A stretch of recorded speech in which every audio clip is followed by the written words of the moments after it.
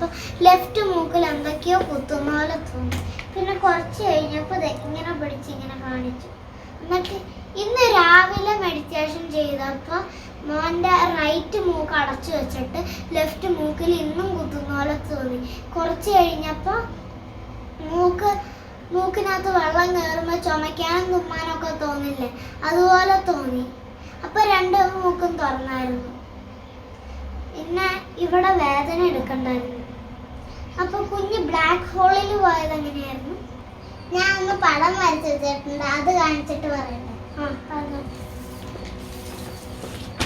ഞാൻ ഒരു ദിവസം സൺ മെഡിറ്റേഷനിൽ ഇരുന്നപ്പോൾ ഒരു വലിയ ബ്ലാക്ക് ഹോൾ കണ്ടു. എന്നിട്ട് അതിനകത്തേക്ക് കയറി പോയി പോയി പോയി പോയി പോയി പോയി പോയി പോയി പോയി പോയി പോയി പോയി പോയി ഗുരുസ്വാമീനെ കണ്ടു. ആ ബ്ലാക്ക് ഹോൾ ഭയങ്കര സ്പീഡിലായിരുന്നു ഇറങ്ങണേ. അല്ല, കുറച്ച് സ്പീഡ്. അപ്പോൾ ബ്ലാക്ക് ഹോളിനകത്തേക്കോടെ എങ്ങനെ കയറിപ്പോയത്? അത് നടന്നു. അതിനകത്ത് റോഡൊക്കെ ഉണ്ടായിരുന്ന? റോഡൊന്നും ഉണ്ടായിരുന്നില്ല.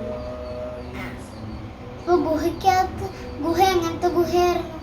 ഒരു വലിയ ഗുഹ. ചേട്ടാ 3 ഗുഹ ഉണ്ടെന്ന് പറഞ്ഞില്ല, അതെങ്ങനെയാണെന്ന് പറഞ്ഞു. അത് ഞാൻ വരച്ചു വെച്ചിട്ടുണ്ടാകും, കാണിച്ചു തരാം. പക്ഷെ ആദ്യമേ ഞാൻ കണ്ടത് ഒരു വലിയൊരു ഗുഹ. അതിനകത്തേക്കൂടെ കയറി പോയിട്ട് റൈറ്റിൽ കൂടെ പോയപ്പോൾ അവിടെ 3 ഗുഹ ഉണ്ടായിരുന്നു.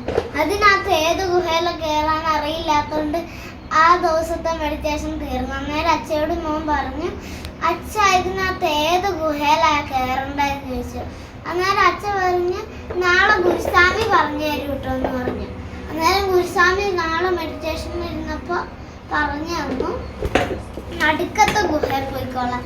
അതിനകത്ത് ആ 3 എണ്ണത്തിൻ്റെ നടുക്കുള്ള ഗുഹേനകത്ത് പോയപ്പോൾ അതിനകത്ത് കുറച്ച് കയറി ചെന്നപ്പോൾ ഗുരുസ്വാമീനെ കണ്ടു.